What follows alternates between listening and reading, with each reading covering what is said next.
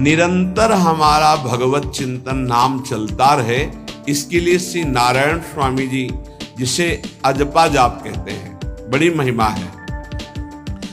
कह रहे हैं कि यदि अजपा जाप 4 वर्ष तक सावधानी से कर लिया जाए तो मुझे इसका जो अनुभव हुआ है परम दयालु नारायण की कृपा से, कि उसे 4 वर्ष में भगवत साक्षात्कार हो जाए।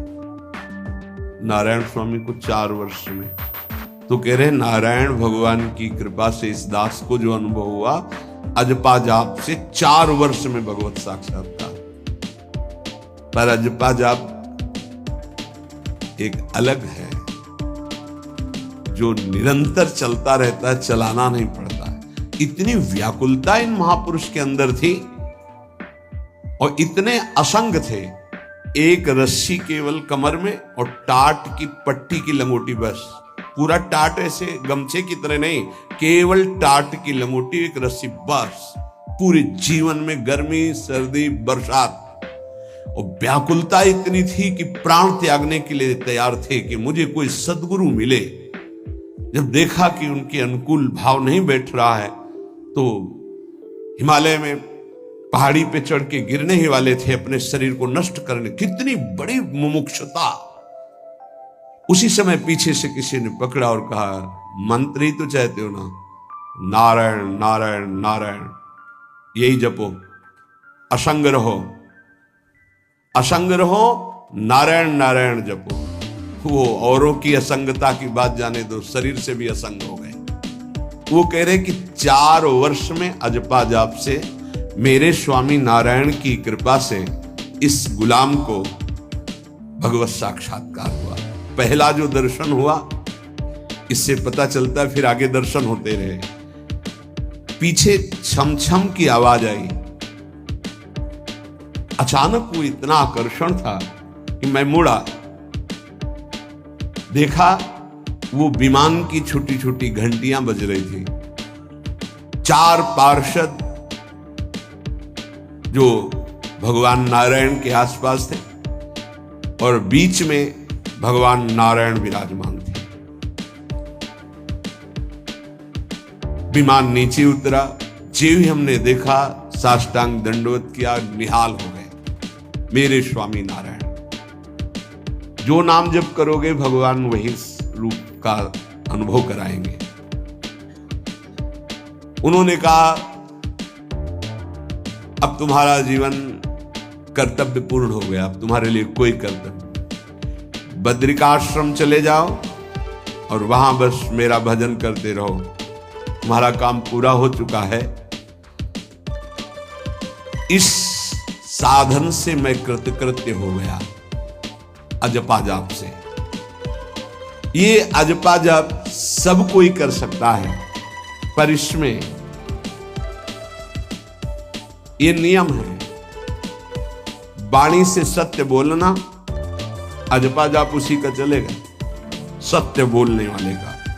ये जब उतरे हैं भगवत मार्ग में तो झूठ काहे को बोले भाई, काहे को झूठ बोले। लेकिन झूठ का तो ऐसा राज्य हो चुका है जबान पे, मतलब समझे में नहीं आता कि हम झूठ बोल रहे हैं। और झूठ में कलयुग का वास है, असत्य, इसमें कलयुग का वास है। इसीलिए प्रायः सबकी वाणी से झूठ निकलता है। झूठे ही लेना, झूठे ही देना, झूठे ही भोजन, झूठ चबेना। तो कम से कम और भूले तो भूलो तुम जिन भूलो मालाधारी। अरे भगवत पार्षद, तुम क्यों भूल रहे हो कि तुम सत्य स्वरूप भगवान की आराधना करते हो। प्रेम पूर्वक जप करना, समदर्शित्व भाव लाना। अजपा जाप 24 घंटे होता है श्वास के साथ पहले। 4 वर्ष के साधन से विमान में आए हुए भगवान नारायण का दर्शन। भाई जी महाराज का तो ऐसे दर्शन, निज पार्षद जन निज जन थे, उनके बीच में भाई जी से पूछते जा रहे हैं पूज्य श्री जयदयाल गोयनका जी, भगवान के चरण कितनी दूर हैं? बस बोले पास हैं, स्पर्श कर रहा हो। कैसे लोगों को विश्वास होगा? कैसे? जैसे वो एक विज्ञान से पढ़े लिखे डॉक्टर, तो उनको लग रहा था कि संत ऐसा कैसे कर सकते हैं कि किसी का कैंसर नष्ट कर दे। जैसे उनको लगे पूज्य राधा बाबा के प्रारब्ध को भाई जी ने अपने शरीर पर लिया। देखो, नाटक करना अलग बात है, सिद्ध संत जन करुणामय होते हैं। कल फिर बताया था, उन्होंने अपने प्रारब्ध जो भजन साधन से एकत्रित किया हुआ बल उनको दिया, प्रारब्ध अपने ऊपर ले लिया, अपनी टांग कटा ली उनका कैंसर। भाई जी अस्पताल में भर्ती रहे राधा बाबा की प्रारब्ध को लेकर के। इन संतों की महान उदारता और महिमा को कैसे कोई जानेगा। ये अजपा जप में बड़ी सामर्थ्य है। इसमें क्या होता है कि जपना नहीं होता है, पर यहां तक पहुंचना कठिन है। पीछे बताया गया था कि इतने समय तक अगर आप वैखरी से भजन करें, परसों ही शायद चर्चा हुई थी, फिर आपके कंठ से चलने लगेगा, फिर आपके हृदय से चलने लगेगा, फिर नाभि से चलने लगेगा। ये श्वास पर अभ्यास किया जाता है। ऐसा जैसे आवाज ना निकले पर आप गुनगुनाओ, नाक की वायु को अंदर से काटते हुए नाम के द्वारा, बस आवाज नहीं निकल रही, क्या चल रहा है श्वास में। हमने नारायण शब्द का अभ्यास किया। नारायण स्वामी जी कह रहे, जो हमें गुरु जी ने दिया, नारायण नारायण। 24 घंटे इसका अभ्यास करते करते रोम रोम आनंद से भर गया और नारायण शब्द स्वाभाविक चलने लगा। अजपा जाप बहुत जल्दी भगवत साक्षात्कार कराता है। करता नहीं रहता जाप का, और जाप होता है। भोरी सखी जी ने भी कहा, नाम श्वास दो बिलक चलत है, इनको भेद नमो को भावे, श्वास ही नाम नाम ही श्वासा, नाम श्वास को भेद मिटा। बहुत जो चाहोगे प्राप्त हो जाएगा। ये रुपया पैसा संसार की भोग सामग्री, ये तो तुम्हें कोई देगा भी तो तुम्हारी इच्छा नहीं होगी, आसक्ति नहीं होगी इनकी तरफ। ब्रह्मादि के भोग सब विषम लागत ताई, नारायण ब्रज चंद की लगन लगी है जाई। अजपा जाप को निरंतर चलाने के लिए एकांत में भगवान की कुछ स्तोत्र और प्रार्थना है, उनको गाइए और रोइए, प्रभु से प्रार्थना कीजिए। क्या मुझे अजपा जाप दे दीजिए, निरंतर भजन दे दीजिए, वो दे देंगे। हमने संतों से सुना है कि भगवान भजन मांगने की बात को बड़ी जल्दी पूरी करते हैं, कि मुझे अखंड भजन दे दीजिए, हृदय से जब चाहोगे तब। वो अंतर्यामी है, वो आपके अंदर बैठे देख रहे हैं। भगवान मुझे भजन दे दिए, आपके चल रहा विविध भोगों की, तो पहले उन भोगों को नष्ट करेंगे या पूर्ण कराएंगे, तब आखिरी बातें आएगी। जब विभीषण जी श्री भगवान के सन्मुख गए तो भगवान ने सबसे पहली बात पूर्ण की, जो लंका में चलते समय भाव आया था कि भगवान के चरणों का आश्रय लेकर उनके बाहुबल से इस रावण का विनाश करके जिस सिंहासन पर बैठकर इसने लात मारी, यहीं बैठूंगा आके।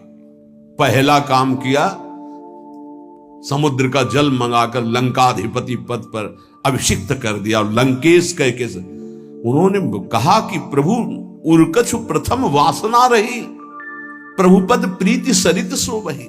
प्रभु आपके चरणों के दर्शन से कोई कामना नहीं। तो भगवान कहते नहीं, पहले कामना की थी उसकी पूर्ति ले। हम भगवान से भजन मांगेंगे, साथ में नाना प्रकार की वासनाएं हैं, तो इसीलिए जब बहुकाल करी सत्संगा, सत्संग सुनते सुनते ये दिमाग में बैठ जाता है कि भोग वासनाएं कामनाएं ये हमें फंसाने वाली हैं, हमें नहीं चाहिए। जब आपके अंदर से उदासीनता आएगी तब भजन की मांग पूरी हो जाएगी। कभी कभी भगवान का गुणानुवाद करके एकांत में रोया करे साधक। कभी रोना आता है अपने इंद्रिय और मन के विलास की पूर्ति ना होने पर। इतने मोटे मोटे आंसू गिरते, तब लगता है कितने कीमती आंसू कितने घटिया जगह में गिरा रहे हो। अरे इन्हीं से प्रभु को खरीद लेते हैं।